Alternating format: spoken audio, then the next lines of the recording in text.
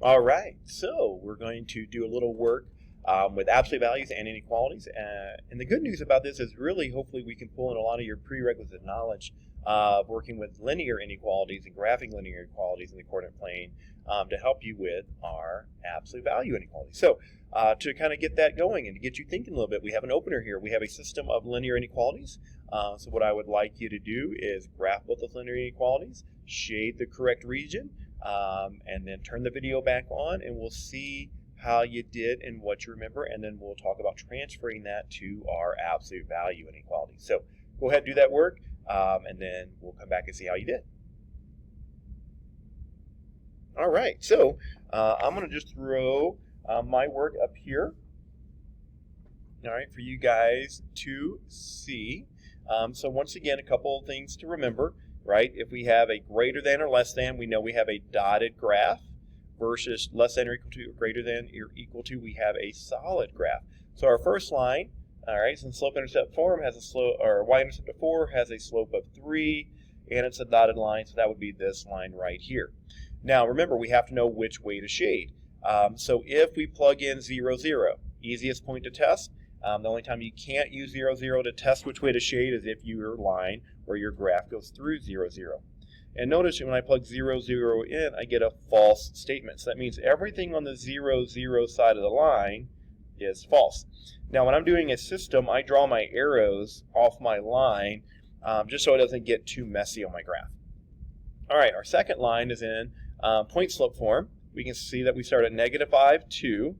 All right, so -5, 2 right there. We have a slope of -4/3.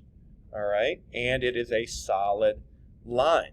All right, now once again, we need to figure out which way to shade. If I plug in 0, 0, all right, once again, I get 0 is less than a negative number, which is a false statement. So everything on the false side of that line would lie with 0, 0.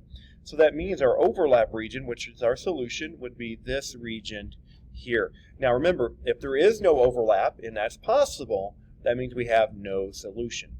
All right, so we're always looking for the overlap when we're dealing with a system, all right, of inequalities. Okay, great.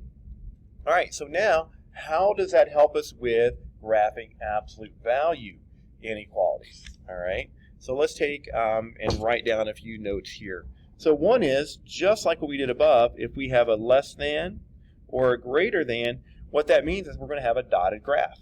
All right, so we'd have an absolute value graph that opens up, could be dotted, right? We could have an absolute value graph that opens down, but it could be dotted. All right, so we're just going to transfer that. And in a very similar fashion, if we have greater than or equal to or less than or equal to, I said those backwards than what I wrote, but we could have a solid graph either way there. All right? Okay, so that's the first thing, right? All right, so just like we did for lines, we're either going to have a solid or dotted line. Now the good news is we're just going to graph our absolute value like we know. All right, so we've spent a lot of time talking about how to graph absolute values. We know where the vertex is. We know whether it opens up or down. We know how to use our A value, all those good things. So once we know what's solid or dotted, we're going to graph it just like we know, just like you graph a line, all right, just like you know. And then once again, just like we did above, we want to pick a point and test. And then once again, 0, 0, all right, is our choice if we can use it, right? So 0, 0 is the easiest, right? So let's plug 0, 0 in as much as we can. And then once we know, all right, so we're going to pick a point to test, right? And we have to know where the true and false is, right? Then we want to shade the true region, right? Just like we did above. So really, it's the exact same process that you have used with graphing linear inequalities. It's just with absolute value now. There's one other piece that we'll talk about when we get to our examples in a second, but now when we think about a line, we have two sides to a line. Okay, when we're talking about a graph of an absolute value, we either have inside or outside of the absolute value. So that's where our true region or false region will be. So we'll see that. So let's go ahead and look at an example. All right, so go ahead and, all right, flip the page, and let's look at that first problem there on the top. All right, y is greater than or equal to, all right, 2x plus 5 minus 3. All right, so once again, first thing, do we have a solid or dotted graph? Oh, We have a solid graph, right? We have greater than or equal to. And now we want to graph it just like normal. So my vertex would be -5, -3. So I'm going to come right here, right? -5, -3. All right, and then my slope is 2, and it's +2, so I'm going to go up 1, 2 to the right one, up 1, 2 to the right one. I'm going to graph the other side, up 2 to the left one, up 2 to the left one, and then I'm just going to draw in our absolute value graph like that. All right.